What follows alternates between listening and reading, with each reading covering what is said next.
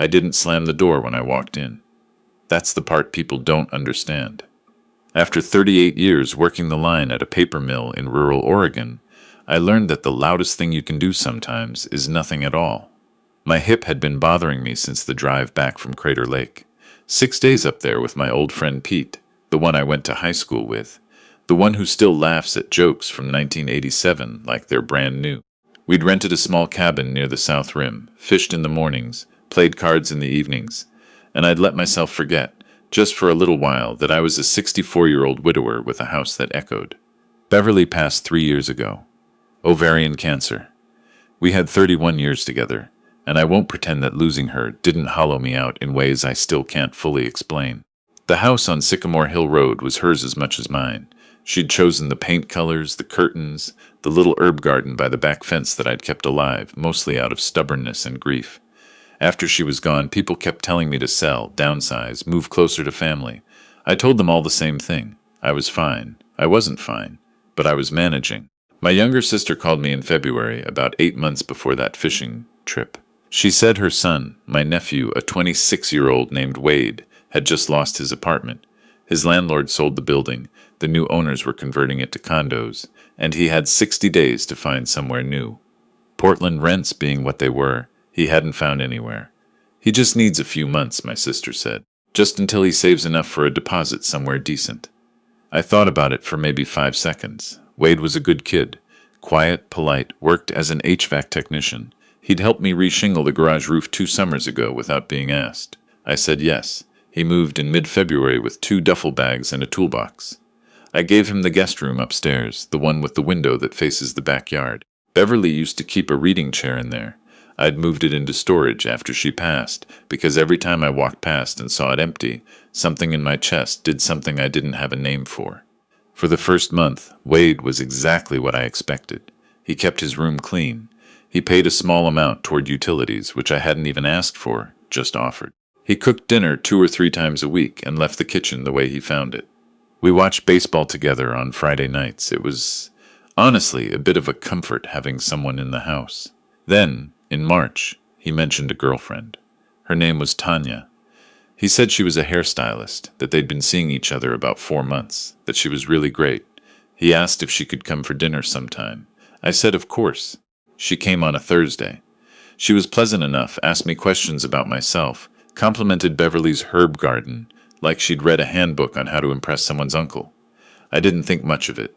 I went to bed that night without any particular feeling about her.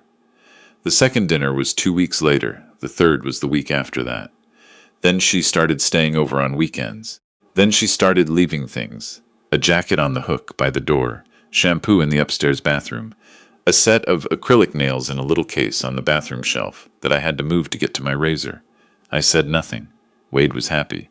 I told myself this was the natural progression of things, and I was just being an old man about it. In April, Wade asked if Tanya could stay a bit more regularly, because her lease was up and she was between situations. I said a month, maybe 6 weeks, while she sorted things out. Wade nodded and said thank you, and that she'd be out of my hair before I knew it. She moved in a week later with 4 suitcases, 2 storage bins, and a television set I'd never seen before that ended up in the living room replacing the TV Beverly and I had bought together in 2015. I noticed it on a Tuesday morning. I stood there looking at this new TV, bigger, louder looking even when it was off, mounted on the wall with brackets that left holes I hadn't authorized, and I thought about saying something. Then I thought about Beverly sitting on that couch watching her nature documentaries, her legs tucked under her, a cup of chamomile tea going cold on the end table because she always forgot about it. I thought about the holes in my wall. I said nothing. April turned to May. Wade was working long hours. Tanya was home most days. Clients coming to her in the morning, she said, though I never saw them. What I did see was the takeout boxes accumulating on the coffee table, the dishes sitting in the sink past noon, the back door left open so the dog she'd brought without asking. A young boxer named Zeus could go in and out at will, leaving muddy prints across Beverly's kitchen tiles. I hadn't agreed to a dog. I mentioned it once, politely, the way my mother raised me to be polite, even when I didn't feel like it. Tanya smiled and said Zeus was barely even a dog. He's just a big baby. And then she turned back to her phone. Wade wasn't home. I went to the garage and organized my fishing tackle for 45 minutes because that was all I had to do with what I was feeling. June came. Pete called about the Crater Lake trip. I'd been talking about going back for years. Beverly and I had camped there in 1998, and I'd always meant to return. I booked the cabin, blocked off 6 days, and told Wade 2 weeks in advance that I'd be gone. I said I trusted him to take care of the place. He said absolutely, no problem, they'd barely leave the house. I drove north on a Sunday morning with my rods in the back of the truck and the windows down. The air smelled like pine and river clay. I thought, for the first time in a long time, about being free of something without knowing exactly what that something was. Pete and I fished. We ate badly and slept well. On the 4th night, he asked me how things were with the living situation, and I told him the truth, that I wasn't sure anymore, that it had grown into something I hadn't agreed to, but that I didn't know how to walk it back without causing a family fracture I couldn't repair. Pete, who's been divorced twice and has opinions about everything, said, "Roy, you're letting people make decisions about your house that are yours to make." I told him I'd think about it. He said that was my problem. I think too much and act too little. I came home on a Saturday afternoon, earlier than expected. The cabin had no cell service, and I hadn't warned anyone. I turned onto Sycamore Hill Road and noticed, first, that there were 2 cars in my driveway that I didn't recognize. Not Wade's truck, not Tanya's sedan. 2 others, a black SUV and a silver hatchback. I sat in my truck for a moment. I turned off the engine. I listened to the engine tick. Then I got out. The front door was unlocked. I stepped into my entryway, and the first thing I noticed was the smell. Something heavy and sweet, like several different candles, all going at once. Beverly had liked candles, but only one kind, a plain beeswax pillar she'd ordered from a farm in Vermont. This wasn't that, the living room. I stood in the doorway and I took inventory. There were people on my couch. A woman I'd never seen before, early 30s, lying across the cushions scrolling her phone. A man asleep in Beverly's armchair, my armchair, with his shoes on, his heels on the armrest. On the coffee table, 3 pizza boxes, 2-liter bottles of soda, someone's purse, and a spread of nail polish bottles arranged around the decorative bowl Beverly and I had bought at a craft fair in Ashland in 2009. The new television was on at full volume. Some kind of reality program. Tanya came out of the kitchen holding a coffee mug. She was wearing what appeared to be a silk robe. She saw me and her face did something. Not quite surprise, more like mild calculation. "Oh," she said. "You're back early." "I live here," I said. "Right," she smiled. "These are just some friends. They'll be out of here by tonight." I looked at the man in my armchair. Then I looked at the shoes on the armrest. Then I looked at the bowl from Ashland. "Where's Wade?" I said. "Work? He'll be back by 7. I nodded. I carried my bags to my bedroom. My bedroom.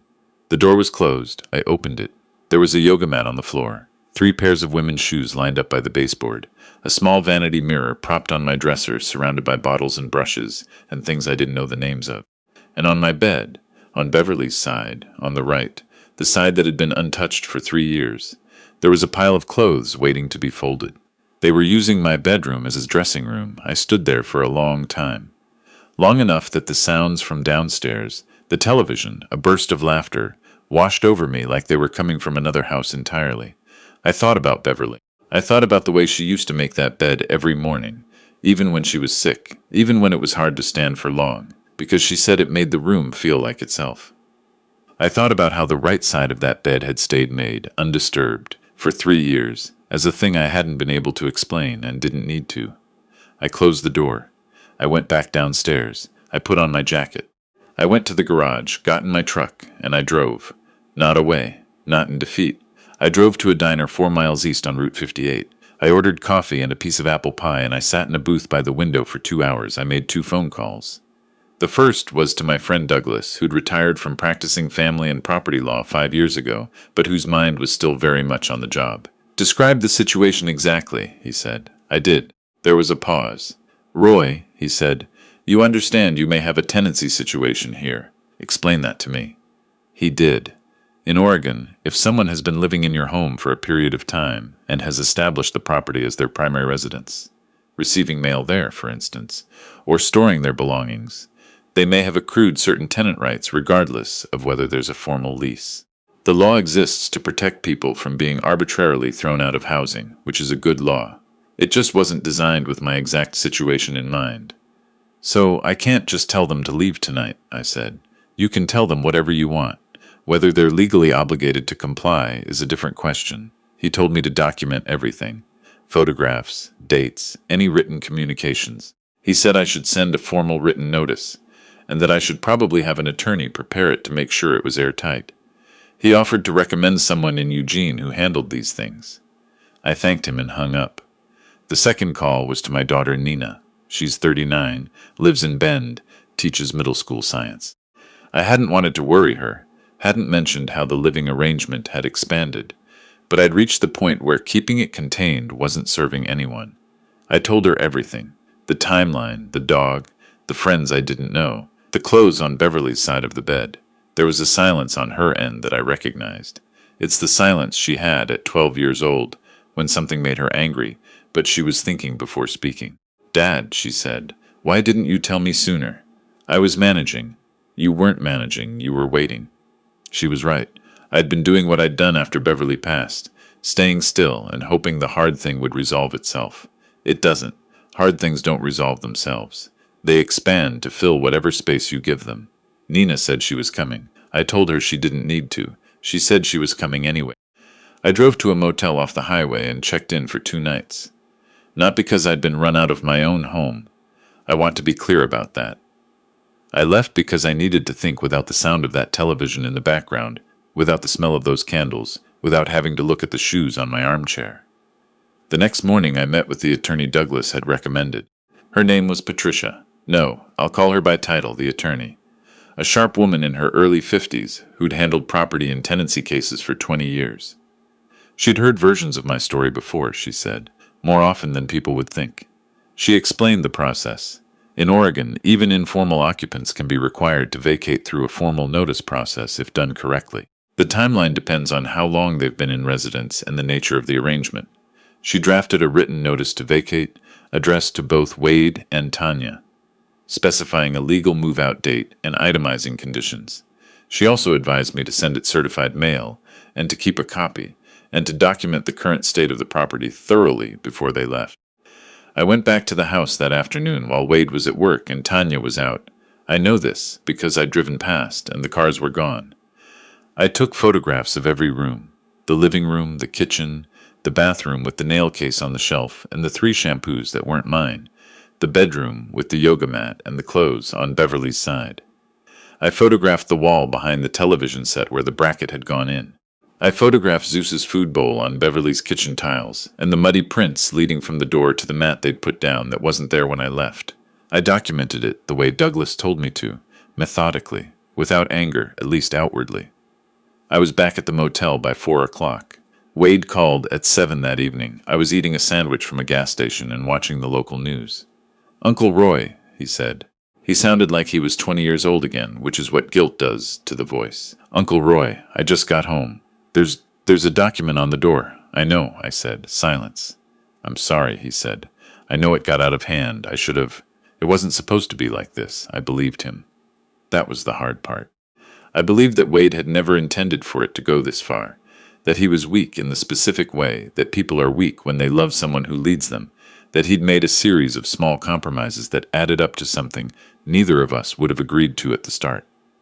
I know, I said. That doesn't change what has to happen now. He asked if they could have more time.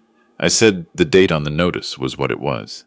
He said Tanya was upset. I said I understood. He said she was saying they had rights. I took a breath. Wade, I said, I talked to an attorney. The notice is proper. The date is legal. If you want to challenge it, that's your choice. But I'd encourage you to talk to someone who knows the law before you do. He didn't challenge it. Tanya did. She sent me a text message the next morning.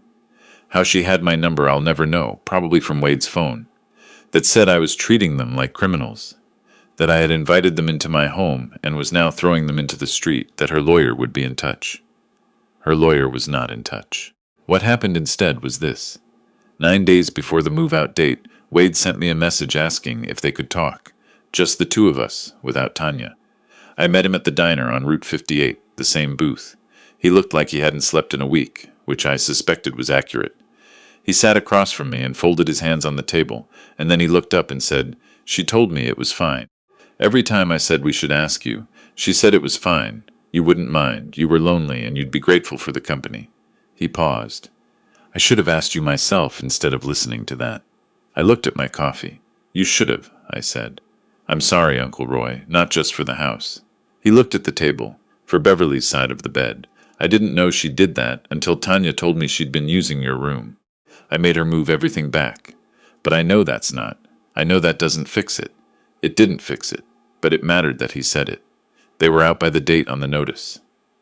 I know because I came back that day with Nina, who had driven up from Bend the night before and insisted on being there. We walked through the house together.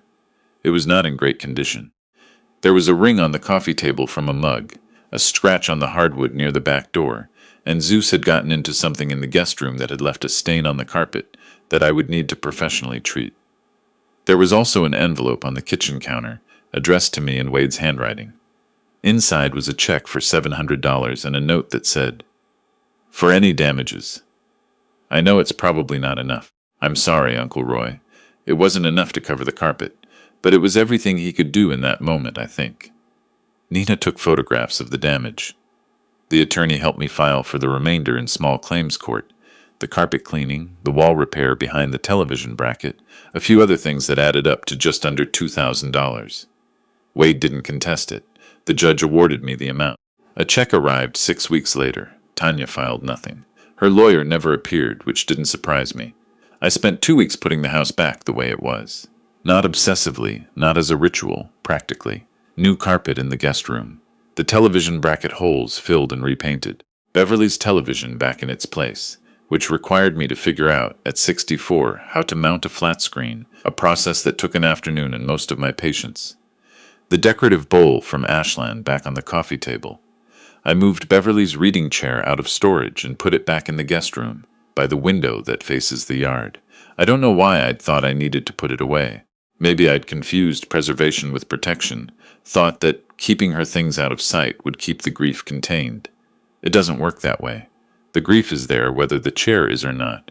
I'd rather have the chair. Nina stayed for the weekend. We had dinner at the kitchen table, and she told me about her students. A boy who'd suddenly gotten interested in soil microbes and was driving her delightfully mad. A girl who'd won a regional science fair for the first time in the school's history.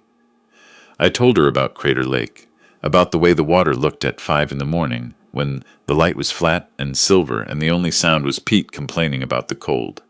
She laughed. She looks like Beverly when she laughs, the same tilt of the head.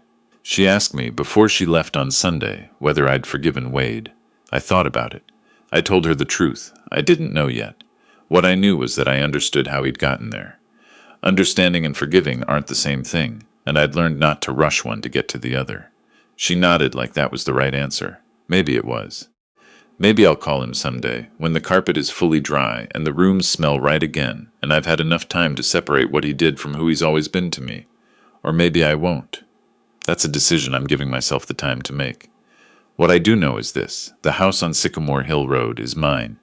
It was Beverly's. It will be Nina's someday, and not a single inch of it was ever available for someone to take without asking. I turned 65 last month. Pete came down from Portland, and we had a small dinner, just the two of us, in my kitchen. He brought a bottle of Oregon Pinot he'd been saving, and we drank it at the kitchen table and talked until almost midnight. On his way out, he stood in the doorway and looked back at the house the way a person does when they're leaving somewhere they feel good about. "Looks like yours again," he said. I looked around. The bowl from Ashland, the chair by the window, the faint smell of the herb garden coming in through the screen door. "Always was," I said.